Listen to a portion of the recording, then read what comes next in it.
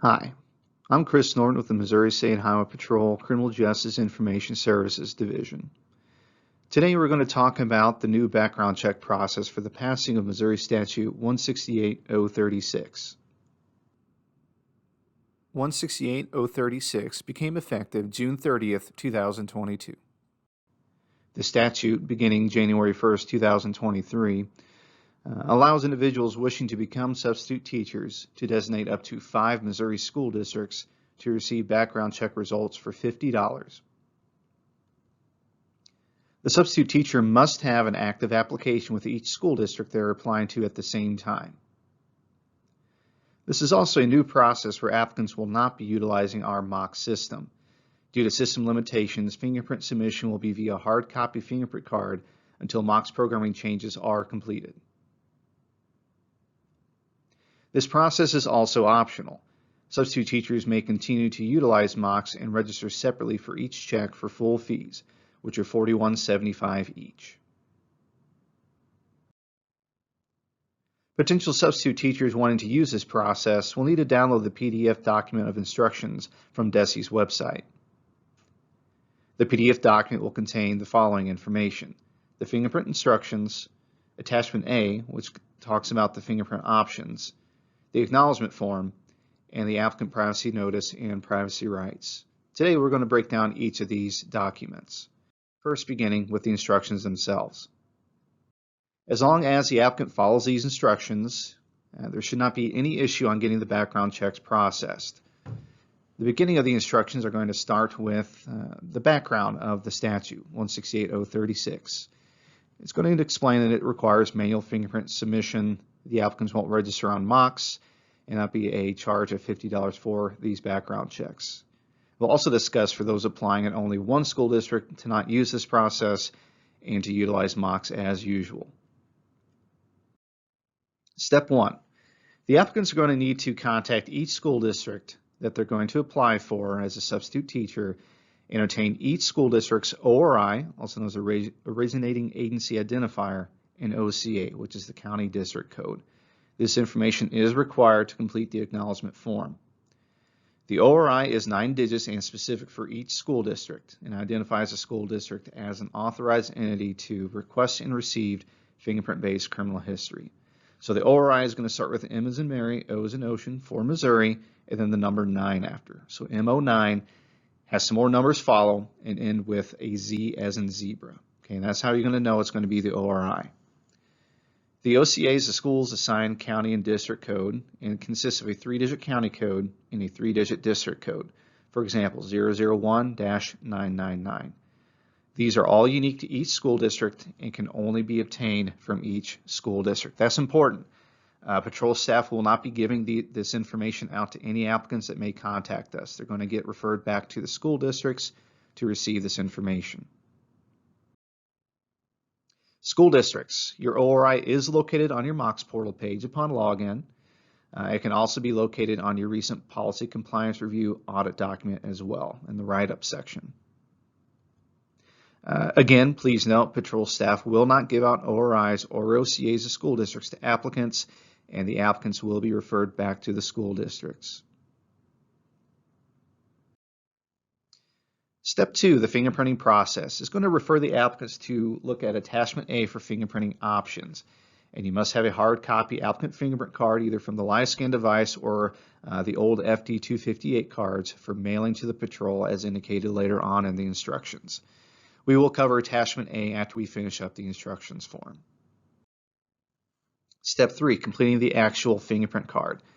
The applicant must ensure all personal information such as their name, date of birth, social security number, height, weight, sex, etc. are included on the fingerprint card.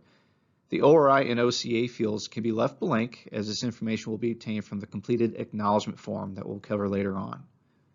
The reason fingerprinted field must indicate 168.133. Okay, this is the state statute that grants authority to school districts to access criminal history information for those wishing to work at the school district. Okay, and it's important to have that on the card.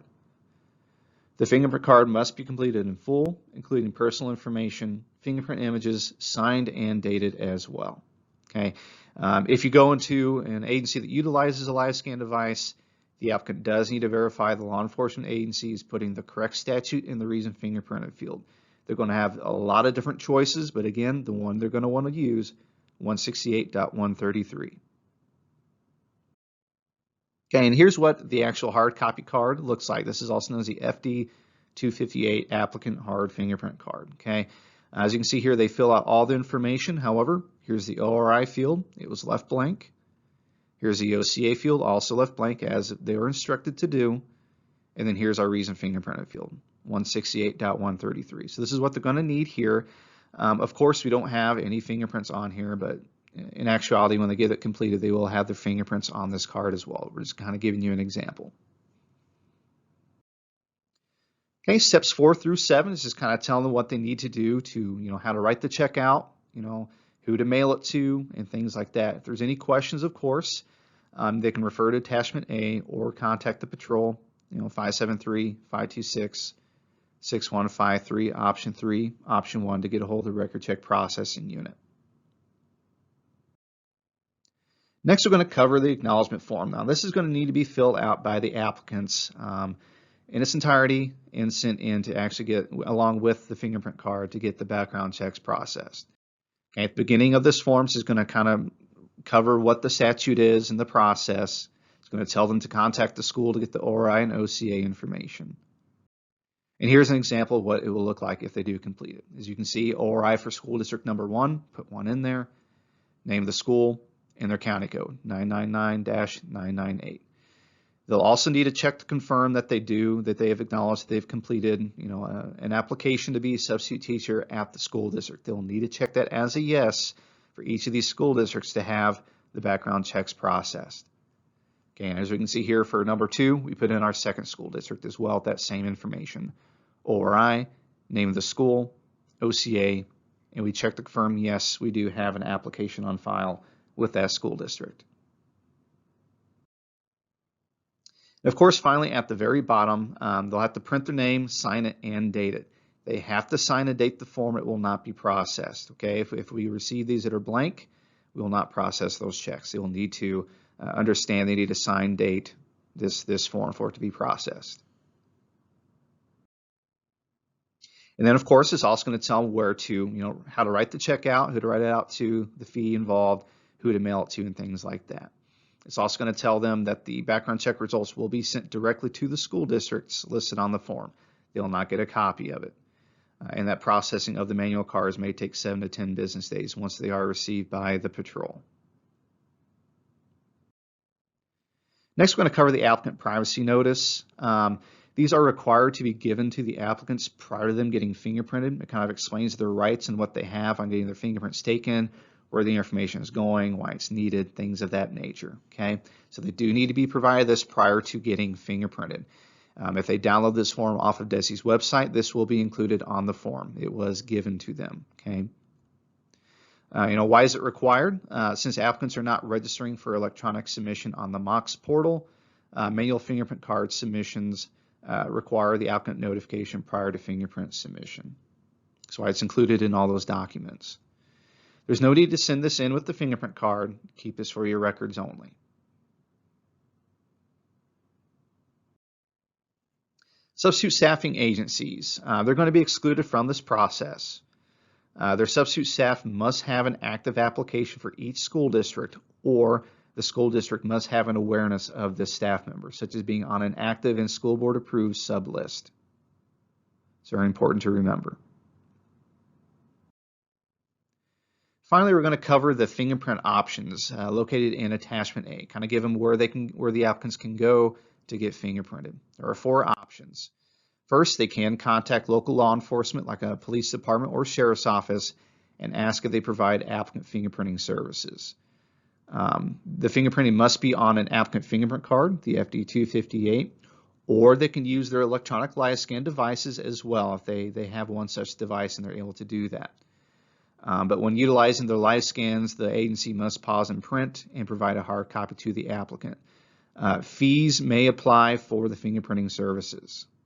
That's a question they'll need to ask when they call the police department or sheriff's office. Option 2 is to come to the Highway Patrol headquarters located in Jefferson City at 1510 East Elm Street. An appointment is required for these services. You'll need to call the number on the screen, 573-526-6265, option 2, to set up an appointment to get their fingerprints taken. There is no fee for fingerprinting services at the Highway Patrol headquarters. It's free of charge. The third option is to go to the local Highway Patrol troop headquarters. We have 9 of them. Again, appointments are required. You need to contact them with the phone numbers on the screen here to see if you can get an appointment and to get fingerprinted. There are no fees for the service as well for fingerprinting services at our 9 troops. We have 9 of them. They're located at Lee Summit, Macon, Weldon Spring, Springfield, Poplar Bluff, Jefferson City, Willow Springs, St. Joseph, and Rolla. The final option is to try to use Identigo, who is usually who they would go through anyway. It's our vendor. They go through them if they utilize MOX with their what they call their print and go feature. They'll need to go to the website on the screen. There will be fees for this fingerprinting service as well. So what they'll need to do, go to that link. They need to click on schedule or manage appointment and follow the instructions on there. Also, they need to be aware there are limited locations that provide hard copy print options. That's why you'll need to contact Identigo to look into those options and see if there's anything close by that they can do that at. Rejections. Sometimes fingerprint cards get rejection due to poor quality. The fingerprint images weren't good enough to make an identification. Okay. If a fingerprint submission is rejected for poor quality, the school will need to print off the FBI rejection page only and provide to the applicant. The applicant will then need to get re-fingerprinted on another fingerprint card. The applicant will then need to send in a new completed fingerprint card with the FBI rejection page to the patrol for processing. That's important. They need to provide that rejection page with the fingerprint card. And of course, no fees will apply for a rejection. Okay, and this is what the FBI rejection page will look like for our school districts. It is included on that response. If they log into MOX to view the information, it's going to look similar to this here. This is what they'll need to print off and provide to the applicant. Speaking of rejections, how we know which one we need to use within MOX. You only do this if the rejected check TCN or tracking control number does not begin with MM, MP, RJ, or TR. The TCN will begin with BK. Okay, that's very important. Those other ones, MM, MP, RJ, TR, those are traditional rejections with our traditional MOX process through Identigo. BK is the one you're going to want to look for. And this is what it'll look like in MOX.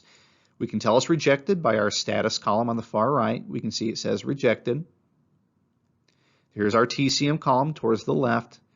And it's going to provide us, this first one up here started with a TR, okay? Second one was an MM. Of course, those aren't the ones we're looking for. The final one is the BK. This is the one we're going to need to print off. That is a rejection with this new process. Reminders. The forms, the instructions, attachment A, acknowledgement form, privacy rights information will be available on DESI's website. Questions about fingerprinting, please review the options in attachment A. It'll explain everything that they'll need to know. Again, patrol personnel will not provide a school's ORI or OCA information to the applicants. They will be referred back to the school districts. The forms must be completed in their entirety to be processed, included being signed and dated by the applicant. This process is only for applicants applying to be a substitute teacher at 2 to 5 school districts at the same time for a background check cost of $50. Substitutes applying for one school district or those that do not want to use the manual process for fingerprint submission will continue to register for fingerprinting on the MOX portal, utilizing the appropriate MOX codes for each school district. Full fees will apply for this process. Again, $41.75 per each registration. If you have any questions, you can contact the Highway Patrol Records Check Processing Unit at 573-526-6153, option 3, option 1.